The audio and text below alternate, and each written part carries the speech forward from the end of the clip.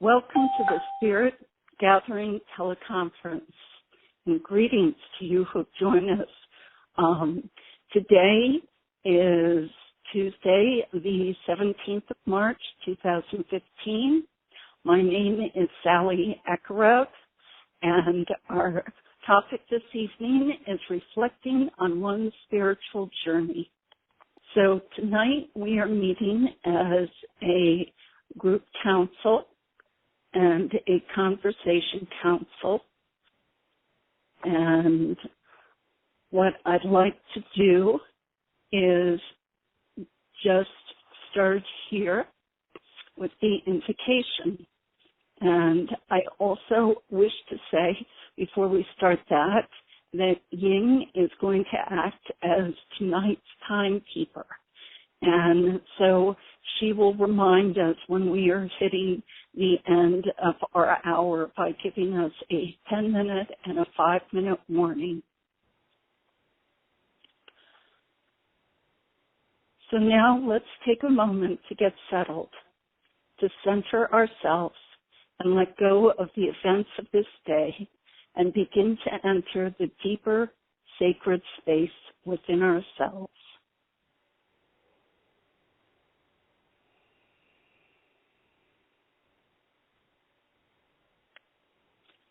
Now let us imagine that we are joining together, sacred heart to sacred heart, with every other person on this call right now.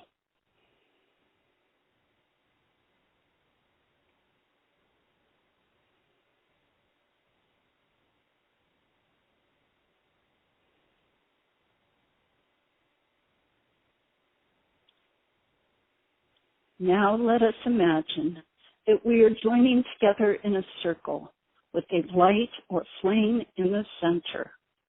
Imagine a spoke of light coming from the center of your heart, and for each person on the call tonight or listening in afterwards. Now we are connected, sacred heart to sacred heart.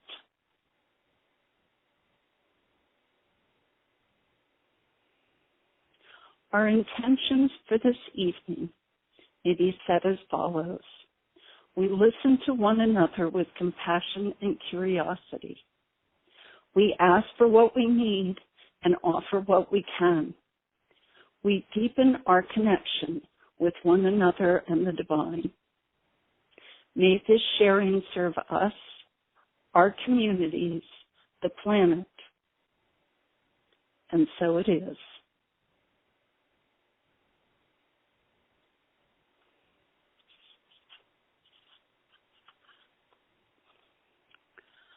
Tonight, I chose the topic of reflecting on one's spiritual journey.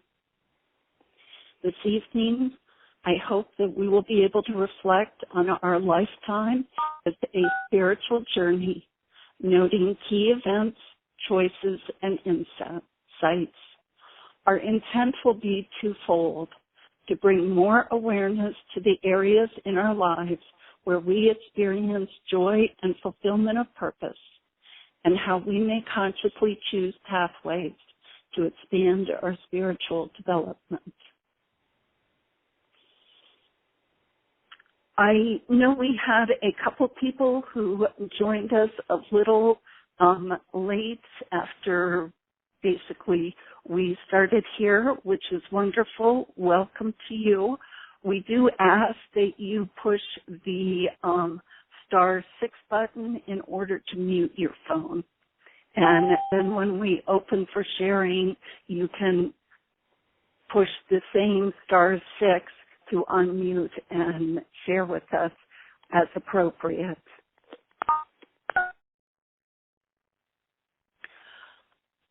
So while one spiritual journey begins with conception and birth, I cannot say that I perceived that I was on a spiritual journey until I was really an adult. When I was growing up, my mother and grandparents were religious, but my father was very antagonistic to the church. And most of my mother's attempt to bring religion and spirituality into family life were sabotaged. So, I can remember the kind of arguments and things about, do we go to the Christmas Eve service and going to church and having my father play, that little dot game where you work and close the dots by putting lines in between them. And whoever got to sit next to Dad generally got to play the dot game. And, of course, my mother was never happy about this. And so there was this kind of broken alignment between them, which I think very much affected me and my brothers as we grew up. So perhaps because of this or for other reasons, I never really felt connected to the church service or the church community. While I went to church, I never really understood how to pray, or at least I never felt that my prayers were heard and responded to by God. And it wasn't until much later in my life that I really felt that there was this presence, and it became clear to me that that presence had always been there. It's just that somehow I never had a clue how to access that. In high school, I went to youth programs and actually enjoyed a weekly school group that gathered and sang songs early in the morning. And I remember feeling a kind of aliveness throughout the school day. I tried reading the Bible, but did not find the readings to be particularly comforting or meaningful. So this period lapsed pretty quickly.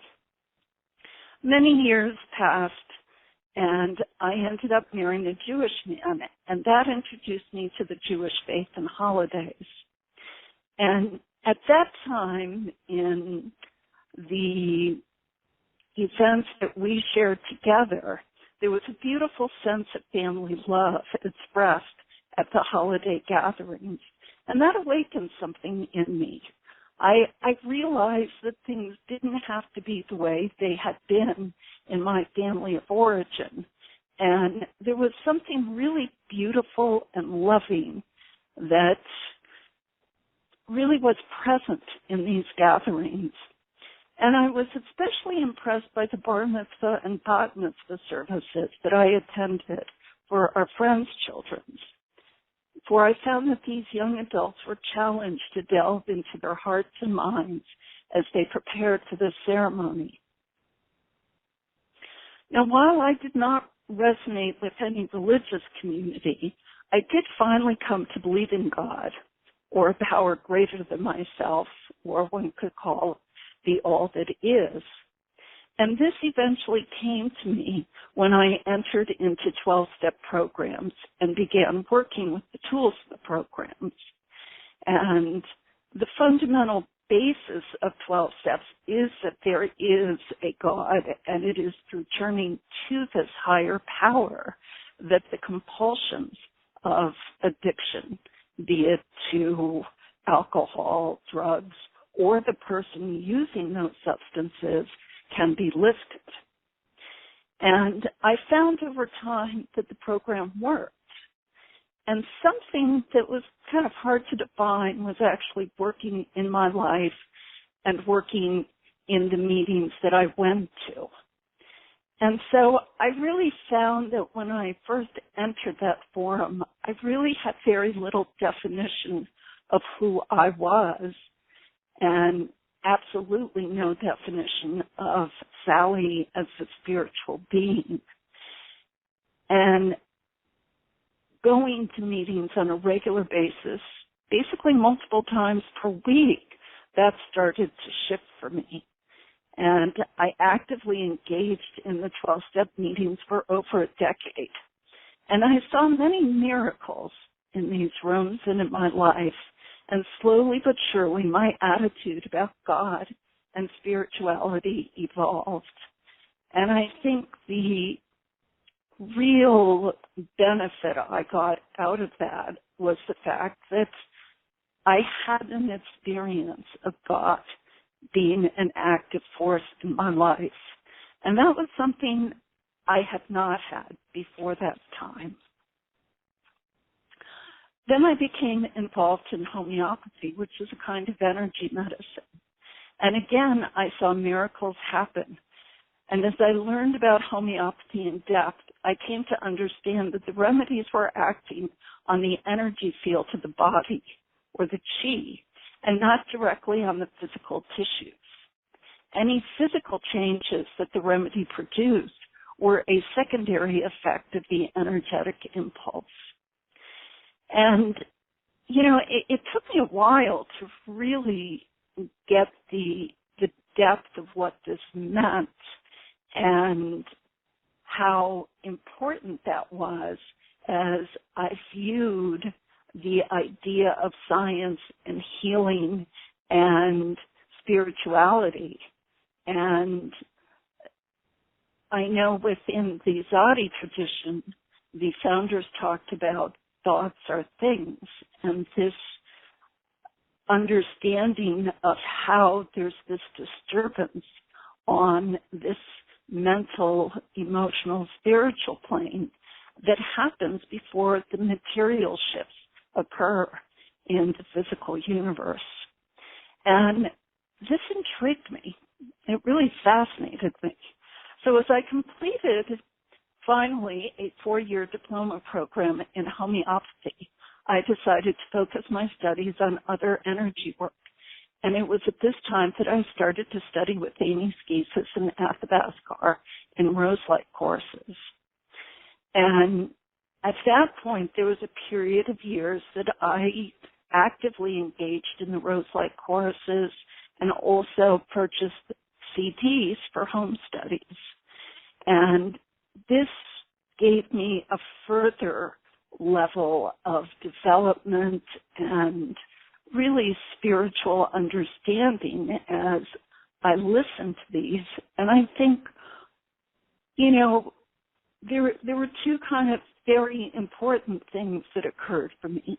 One, in doing the golden body work, where we developed a new energy system and was able to access that on a regular basis. It made me acutely aware of my energy field, my auric field, and the fact that I am not just a physical being, but there is this energy that pervades me and that really can shift my consciousness levels. And as I did the triangle work and explored that venue, it was really amazing to me, the almost travels that one could do in perception of the universe. And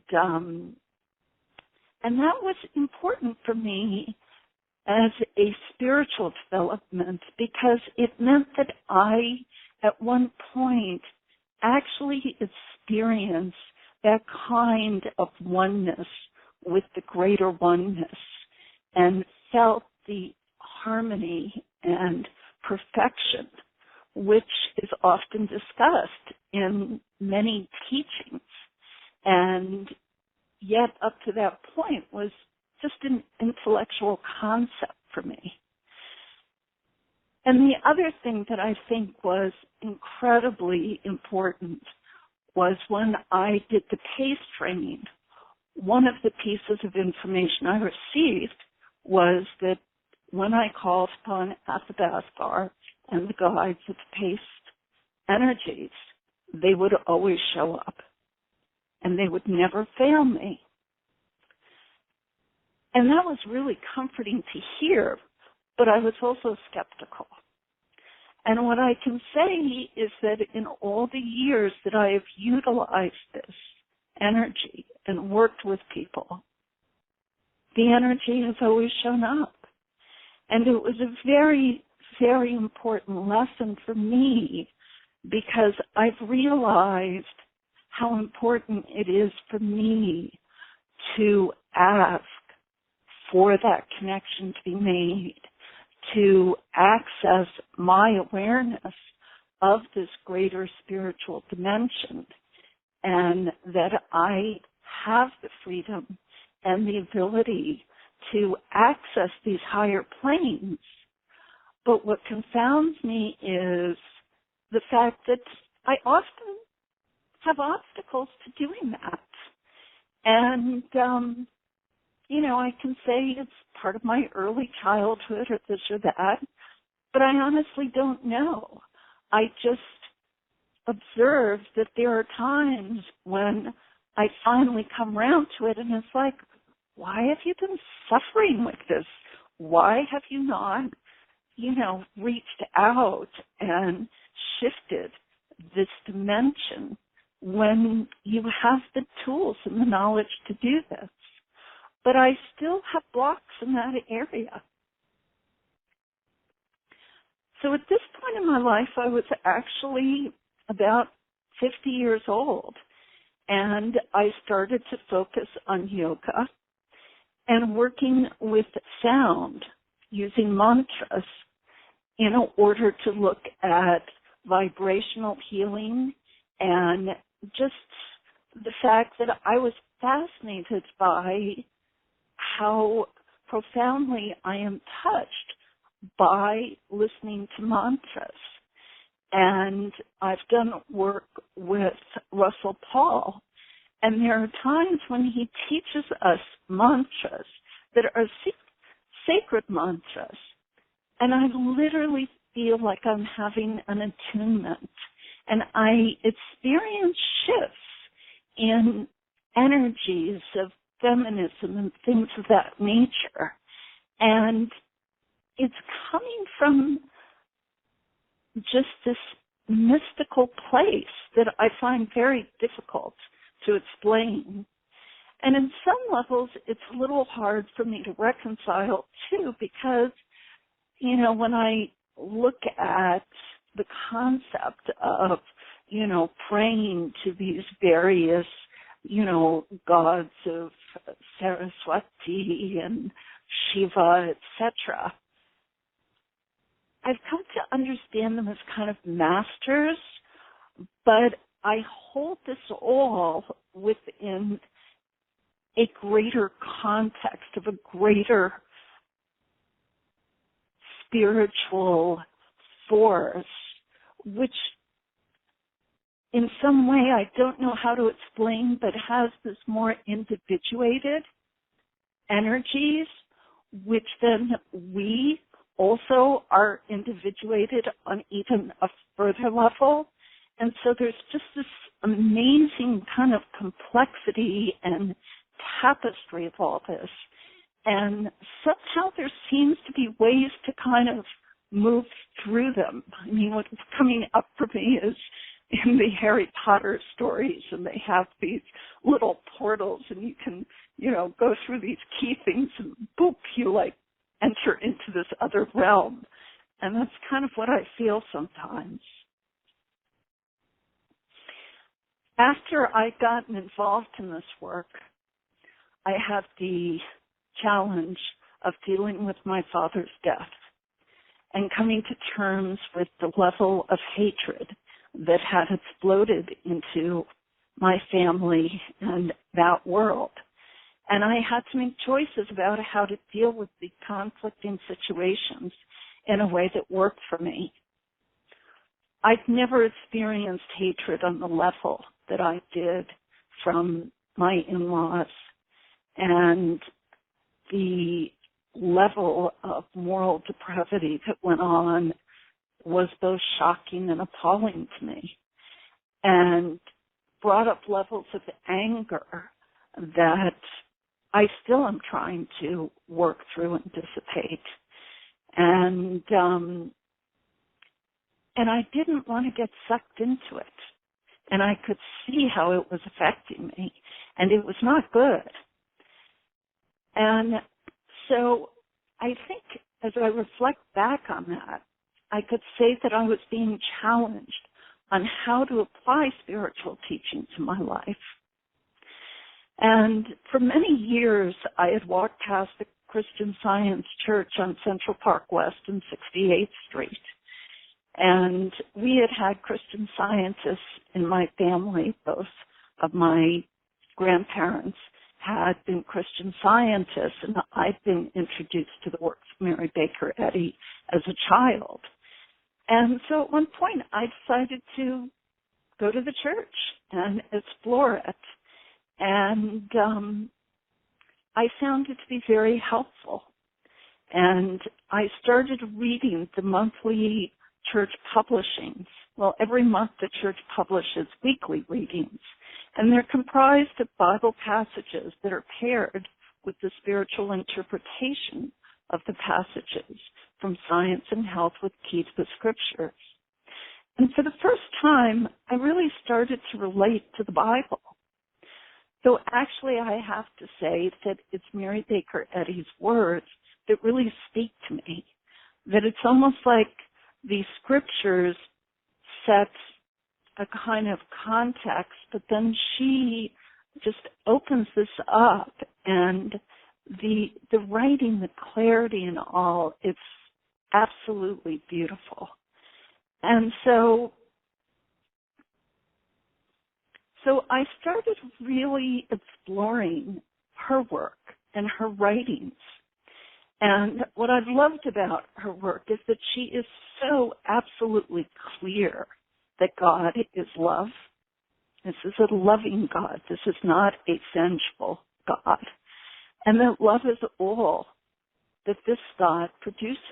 It's all that it is. And in her book, Science and Health with Key to the Scriptures, she defines God as follows: God, the great I am, the all-knowing, all-seeing, all-acting, all-wise, all-loving, and eternal. Principle, mind, soul, spirit, life, truth, love, all substance, intelligence. So now that I'm looking for spiritual direction, I look to these qualities, the qualities of love, spirit, principle, truth, and intelligence to guide me towards a higher level of thought and action. And I find there's so many beautiful things about that. For me, it was kind of a revelation to read, and it's on the wall of the Christian Science Church down here, that God will always provide all that we need. Everything that we need is always provided by God. And I never grew up with that kind of belief. I always grew up under this fear of poverty and things being taken away and brothers that actually took things away. And so the concept that, you're kind of sitting in the hand of this loving spirit that's going to take care of your needs is an amazingly comforting perspective for me. Then, with my mother's illness and passing, I again was challenged to decide on what level I wanted to look at my life situation and what choices I wanted to make regarding money and other material issues. I think one of the most spiritually validating experiences of my life was being with my mother during the end of her life. Shifting of roles and the love and trust that developed over especially the last 6 months was amazing and transcended all of the issues of former years. During the last few days, I literally felt her life force leaving her body, and it was like feeling knitting or crochet work becoming undone. I just sat next to her reading a chapter of John from the Bible with my hand on her arm. I felt this kind of unraveling going on in the atmosphere around her body, and it reminded me of the kinesthetic sensations that I get when I give a pace bodywork session. And actually, I think at that point, I was giving her an energy session, but it wasn't so much consciously of setting up the space, etc. It was just really entering and communing in a space of love. When she passed, I had no doubt that her soul had left the shell of a physical body. but that which defined her still lives on. I was also very grateful for the teachings from Bringing Light to Death and Dying CD set that Amy Skeezus had channeled for a Rose Light class. I had listened to this several years previously, and many of the topics discussed came back to me as I went through this experience of my mother's passing. Another influence on my development has been working with Donna Rolfe, who teaches human design. She works with the Akashic Records, astrology, and the I Ching. The focus is to understand how to operate in this incarnation and what the purpose of this incarnation is about. According to this reading, I am here as a mutative influence with the ability to affect large groups of people and create shifts in consciousness. So this has brought up questions in my mind as to how to best apply myself at this point. For now, I'm at a crossroads in my life. I recently relocated to Asheville, North Carolina area, and I'm looking to focus more on earning money. And I'm reflecting on how I can move forward in a career, making money, and yet feel that the work I do is joyful and purposeful. And for me, satisfaction for my work purpose is really key. One of the things that I've considered is obtaining a minister's degree.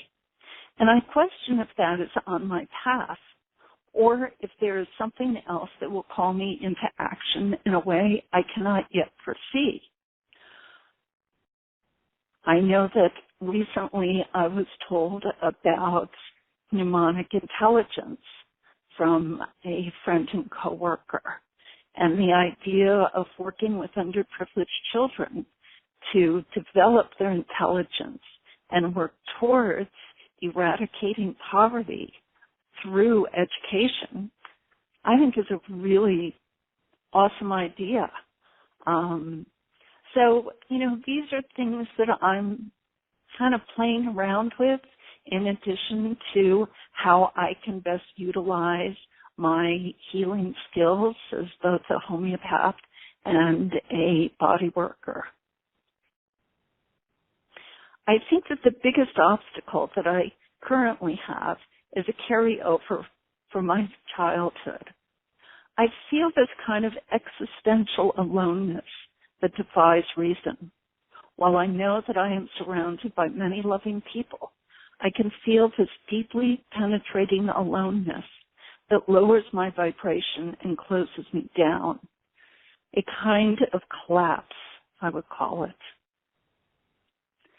So this is where I am on my journey. I'm a person who is still full of questions, feelings, and doubts, a person who struggles with consciously connecting with spirit, and especially trusting that all is good, for God only creates good. But I think it's so helpful for me to really access this perspective of evolution because I know today I am not the person I was even a few years ago, and certainly not the person I was when I was a child. And so it's really comforting when I go into that space of kind of aloneness and doubt to recognize the unfolding and the shifts and the growth that is occurring in my life, and to validate it and to utilize this as I look for roads that are appropriate for me to be kind of walking on as I move forward in my life. So now I'd like to open the forum for sharing, and we are meeting as a conversation council, so you may speak at any time, only taking care to let the current speaker finish before you begin your sharing. Kindly end your speaking with "I am complete" or "I am putting the talking stick down." If I feel that thoughts shared especially shift or expand the space, I may ask for a moment of silence so that we can attune to the energy level. If you choose to respond to something said earlier by someone in the group, please express your thoughts in an experiential context and not as advice. So we're now open for sharing, and all you need to do is push *6 to unmute, and I welcome your inputs.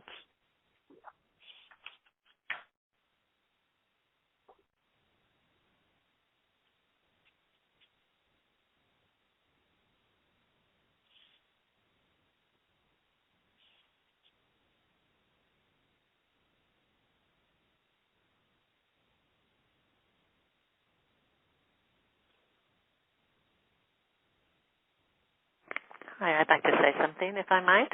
May I have the talking stick? Yes, please. So this is Bonnie Balos, sitting here in my own reflection and hearing about your life and how you've come to your spirituality, coming back to God. It just brought up all kinds of things for myself.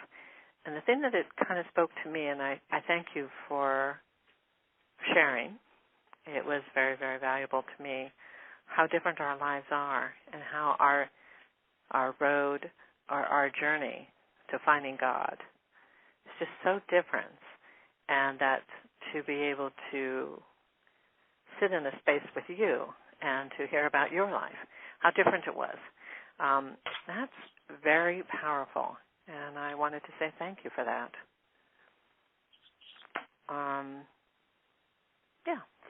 So I think I'm going to give the talking stick for right now back so that others may have a moment. But I want to thank you. It was really lovely, the sharing and the journey that you took us on. Thank you for that. Thank you.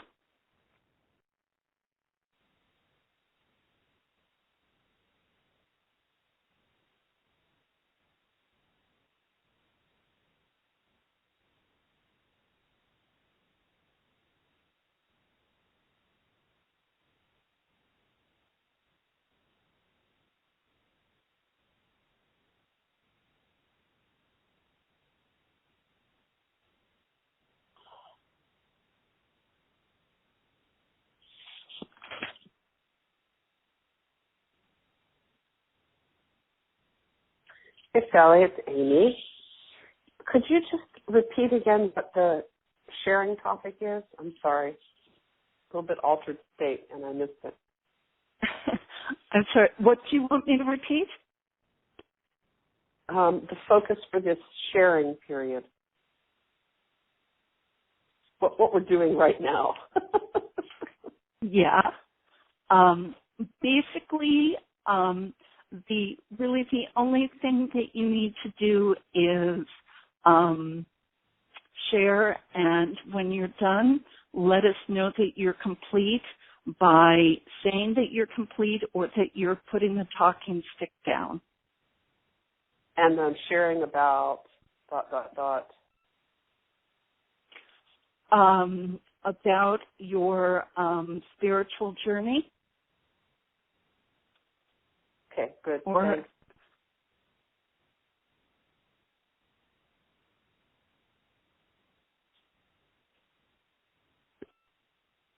Hi, this is Laura Morningstar. I'll pick up the talking stick. It was really honored to hear what you were sharing tonight, because I too feel like I'm going through a spiritual rebirth. I thought that for 20 years I'd lived my life in a certain way, and I thought I knew how I was going to continue on with my life, and then like a lightning bolt hit it, and it totally changed. I'm in a totally different culture, a totally different area, and it truly is a rebirth. And at times it's easy, and I feel the presence of God around me, and at other times I smell the pollution in the air, and it's hard to sometimes find a balance between that. Your sharing with me allows me to know that it's a common feeling and that I'm not all alone. And when you mentioned how sometimes you felt all alone, sometimes I feel that way too. And now we know we don't have to be alone because besides God being with us, we now are with each other, connected heart to heart. I'm putting the stick down. Thank you.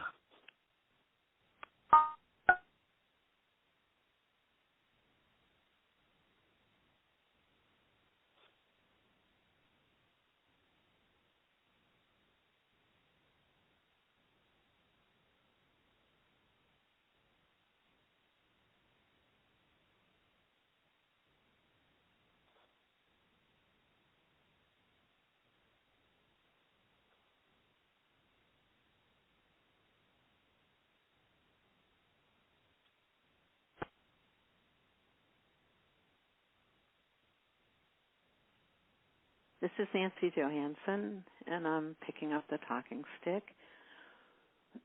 I, too, really appreciated your sharing of your life journey. And I feel that my early years were a time of feeling very close to God through nature, not through any church experiences, but more individually, feeling God's presence in the wind, in the trees, in moving water, seeing birds in flight, and so on. And then in my early 20s, I discovered the work of Rudolf Steiner and started a Waldorf school here in Cincinnati with a friend. And that was a very esoteric kind of spirituality. I learned a lot, and particularly repeated earth lives and different concepts that felt very familiar, even though I was, 23 years old or so. And I feel like I've been traveling around on a circle of different spiritual homes and experiences. I had many mystical experiences with the births of our 5 children and felt in communion with them before conception, and certainly during the pregnancies would dream of them, and I was told their names by them before they were born. And so in those sort of ordinary household family ways, I felt a lot of direct experience with the divine in the day-to-day. And then I became involved with Native American spirituality and did sweat lodges and worked with medicine women in different parts of the country. And in order, at first, to help one of my children who has severe disabilities, I began a new part of my spiritual journey, seeking help for him. And in doing so, learned different modalities, Reiki. I went to the Barbara Brennan School and met Amy and took classes with Roselight, and eventually joined a Franciscan community, which was a big surprise to most of our friends, that we would connect with the mystical stream in the Catholic Church. But that was part of our path, and still is. And I feel that I've kind of come back to my beginning now at age 66, and experience through writing, poetry, and also a book that I published last year called Light Showings, Moments in Divine Presence. I began to have really direct experiences each morning at the turn of the millennium. I was told to write them down that they would help other people. And so I finally published that book about a year ago, and now have been invited to be less active. Actually, very recently, as New Year's Eve, I became ill. It wasn't the flu, but it was sort of like that, and I was told that that I would not bounce back, even though I'm a pretty healthy, hearty person. I was not supposed to bounce back until I had made a certain shift in my outer life, which would involve spending a lot more time in meditation and inner work that would serve the world and areas of conflict, and to simply gradually change the balance of my life from doing to being. And for those weeks that I was in bed, it was an incredible experience, actually experiencing each new day in its uniqueness, from the frost on the windows being different than yesterday, and the birds and out my window in the east watching the sunrise, because I had to take the time to do it, being sick, and then getting better, and now trying to weave together that balance and not go back to my busier life. But I feel that that's how I was at the beginning of my life as a child. I was very contemplative. And so it feels like a journey that's come full circle, and I'm just eager to see what comes next, a new chapter's beginning. So I think I'm complete, and I'm going to put down the talking stick. Thank you. Thank you.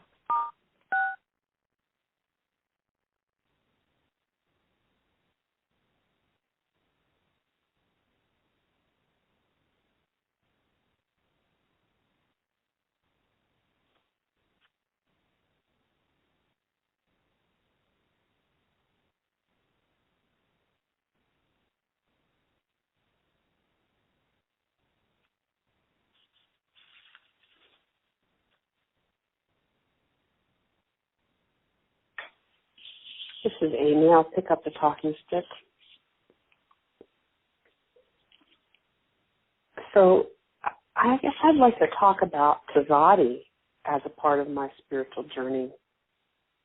I had a very unexpected and unlooked for spiritual opening when I was very young, just the beginning of adolescence. And it blew the lid off me energetically and aurically, and I never could put the genie back in the bottle. So I walked around all my life just wide open and very perceptive and in touch with spirit, and, had a lot of mystical experiences all the time. And people thought all the time I was on drugs, but I wasn't. I was just on God. And then I started consciously channeling in my early 20s. It grew out of being in sweat lodges in Native American spiritual path. And then right after I had my son, I connected with Athabascar, and he was kind of a big teacher, a really big spiritual teacher, and energetically speaking. And I pretty much at that point just, blended my life into being a channel for Athabascar and rode that river everywhere it's taken me. And Athabascar suggested that I accept this position in Tzaddi and that I try to form a seminary in Tzaddi. And I thought he was nuts, but I said okay because he's got such a good track record. And it produced so much spiritual growth for me. It's not funny. And it's the most unlikely thing. And I've come to really appreciate Tzaddi. I came to really kind of penetrate with my awareness what Tzaddi is and what it could be, and why it was formed, and sort of what I would call the energy body of Tzaddi. And as I engaged in that exploration, I was really altered by it. And, I'm a person that's been putting my awareness into trees and rocks and people and organizational structures since the lid blew off. And this was really extraordinary, what's happened to me personally in my inner spiritual journey through Tzaddi. And it really kind of culminated when the founders of Tzaddi died in 2012. Dorothy died first in February, March time, and then Amy Keys, who was the original visionary who had the miracle healing that caused her to give her life to God and form Tzaddi, she died 9 months later or so, in November. Thanks, Jim. In November of 2012. And when Amy died, it's like this massive downpouring of energy came into my house and into my body, and I was just like totally out there on the grids for a couple of days as this energy reorganization happened. And throughout this whole thing, I was trying to write the materials for the seminary, starting in really in the year 2000, when Athabasca really said, commit to Tzaddi for what we want to do as a school. And it has been an uphill battle. Thomas has been really helpful, and some other people have been really helpful in it. But it's not like add water, get Jell-O. I mean, it's been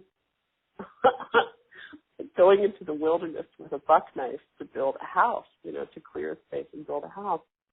But the rewards have been so intense for me as a spiritual journey thing that I have to say that other than, there's been a couple of things that have been really important spiritually in my life.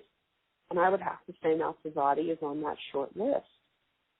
And I'm trying through the materials for the new seminary to convey that and transmit that, which I have a knack for doing, transmitting light, transmit that in a way that it could be translated for others to understand and to find. And I think there have been a lot of obstacles about the structures and how to make the structures, but I feel like the content is really solid. And so I would say at this moment I have just this deep, deep gratitude to Amy Keys and Dorothy Blackmere, the founders of Tzaddi, and deep gratitude to all of the people who have been coming to these spirit gatherings and the clergy in Tzaddi who are kind of keeping the flame flickering and alive. And so I just really want to acknowledge Tzaddi as a part of the spiritual path with me. I'm putting this in.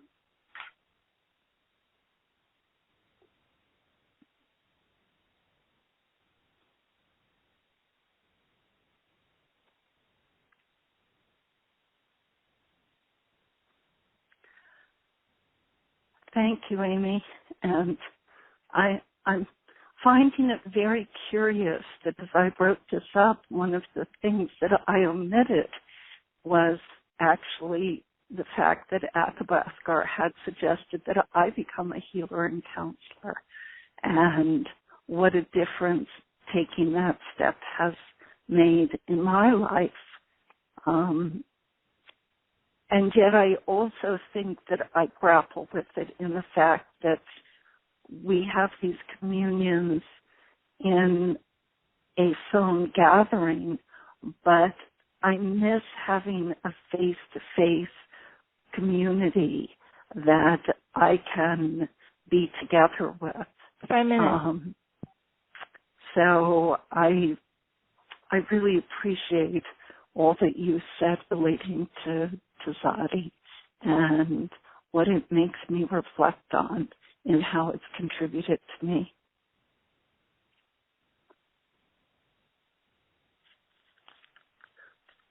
We have a few people who still haven't shared, and it would be lovely to hear from you this evening.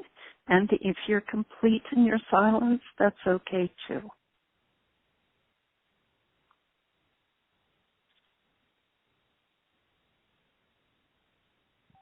This is Ying. Just a few things to say. I don't know what happened to me after I listened to Sally's story. Something like energy moving in my heart chakra area throughout the whole time. I don't know what's going on with me. That's it. I'm complete. Thank you.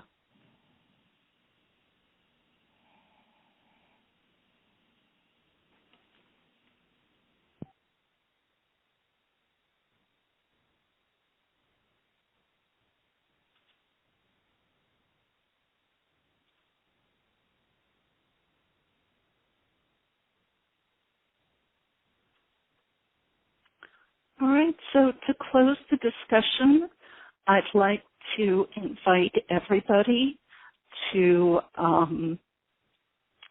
unmute so that they can leave a comment as to what stays in their heart and their mind as we close this and move into the formal closing.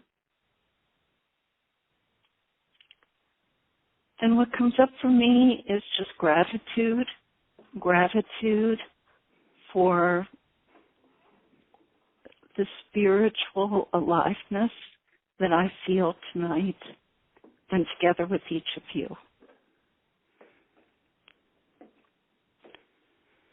So if you can just introduce your name, and it can be a word, or if for whatever reason you'd like, you can just say, I'm complete, and you don't have to put any specific thing into the circle. This is Thomas. I'm complete. Thank you. This is Ying. I'm complete.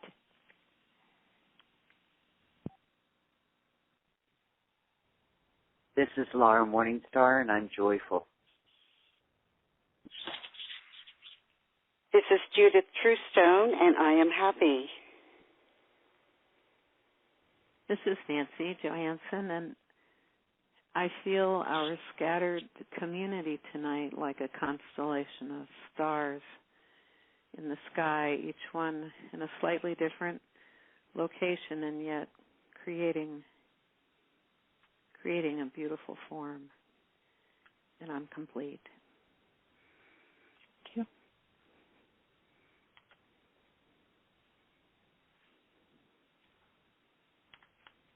This is Bonnie Beavos, and I am complete. This is Amy. I feel like I'm traveling on the grids with joy, and I'm complete.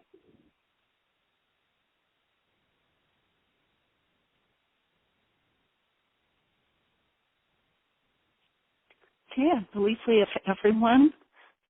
So, in closing, I'd like to thank you for joining us for this Spirit Gathering teleconference. The call may be archived as an MP3 at www.tzaddi.org. And phone access to the recording of this call is available until next month's call. For the playback of the recording, dial 712-432-1085. The access code is 990322, $. We hope you'll join us for the next Spirit Gathering on Tuesday, March 17th, 2015. These calls are hosted by Tzaddi, an interspiritual metaphysical organization founded in California in 1964. Tzaddi welcomes, nurtures, and supports people in celebrating and more directly experiencing their relationship with the loving presence of the divine. Our programs are open to people of any race, color, or national or ethnic origin. You can visit www.tzaddi.org to learn more. We will now close with thanks and a blessing. Thanks to Tzaddi founders Amy Keyes and Dorothy Blackmare. Thanks to all of you who have been part of our community tonight.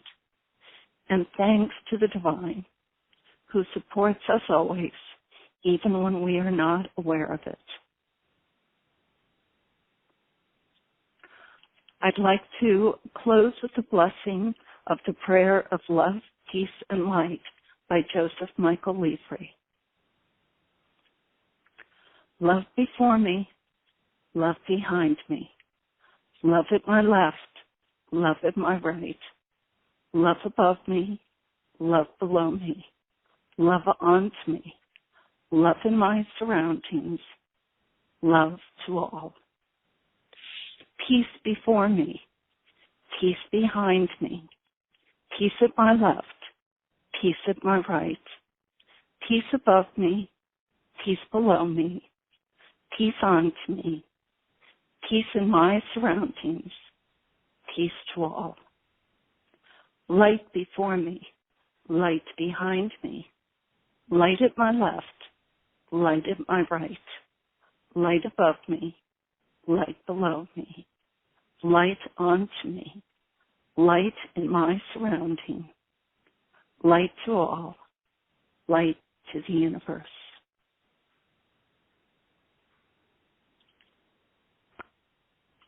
So be it, and good night. Thank you, Sally. Thank you, everyone. Good night. Thank you. Good night. Good night.